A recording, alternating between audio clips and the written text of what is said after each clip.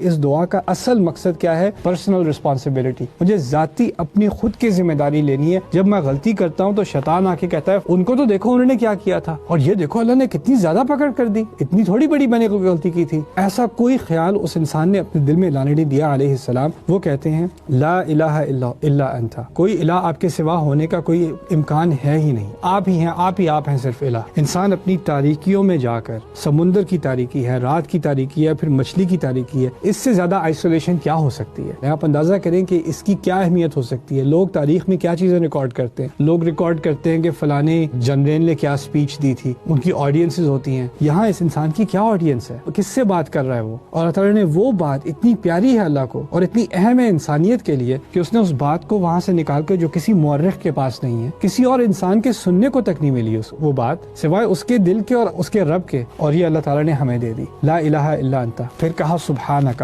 آپ ہی سب عیب سے پاک ہیں. اللہ تعالیٰ کی جو عیب سے پاکیزگی ہے نا، اس کا ایک نتیجہ یہ کہ مجھے اپنے عیب نظر آنے چاہیے. اگر مجھے اپنے عیب ہی نظر نہیں آتے تو میری سبحان اللہ میں کمزوری ہے. تو جب انہوں نے سبحانک کہا ہے تو دو چیزیں، ایک دفعہ میں اعتراف کیا ہے. ایک تو میں اپنے عیب کا اعتراف کرتا ہوں، اور میں پھر اس بات کا اعتراف کرتا ہوں کہ عیب سے پاک صرف آپ ہیں. تو آپ نے جو سزا دی ہے، آپ نے جو مشکلات مجھ پر ڈالی ہیں، ان میں سے کسی چیز میں عیب نہیں ہو سکتا. عیب ہے تو میرے اندر ہے، آپ کے اندر نہیں ہے. پھر کہا عجیب الفاظ ہیں، انی کنت من الظالمین، میں تو غلط کرنے والوں میں سے تھا ہی. یعنی انہوں نے ایک غلطی کی ہے، لیکن بات ایسے کر رہے ہیں جیسے وہ ساری زندگی غلطیاں کرتے رہے ہوں. ایسے کہہ رہے ہیں کہ میں ایک غلطی کا تو مجھے احساس ہے، لیکن میں یہ سمجھ کر کہوں کہ اللہ نے اس غلطی کی وجہ سے مجھے یہاں پر ڈال دیا، ہو سکتا ہے اور غلطیاں بھی کی ہوں میں نے، مجھے اس کا احساس بھی نہ ہو. مجھے تو اس بات کا احساس بھی نہیں ہوتا مجھ سے غلطیاں کیا ہوئی ہیں. میں اس بات کو سامنے رکھتے ہوئے کہوں گا انی کنت من الظالمین، میں تو ظلم کرتا ہی رہا ہوں. یہاں پہ تو انہوں نے معافی بھی نہیں مانگی، بس اعتراف کیا ہے. یہ بھی نہیں کہا مجھے معاف کر دے یا مجھے نکال دے. اب ہمیں اس سے کیا بات سیکھنے کو مل رہی ہے؟ اس کا ہمارے ساتھ کیا تعلق ہے؟ تو ایک نبی کی بات ہو رہی ہے اپنے رب کے ساتھ.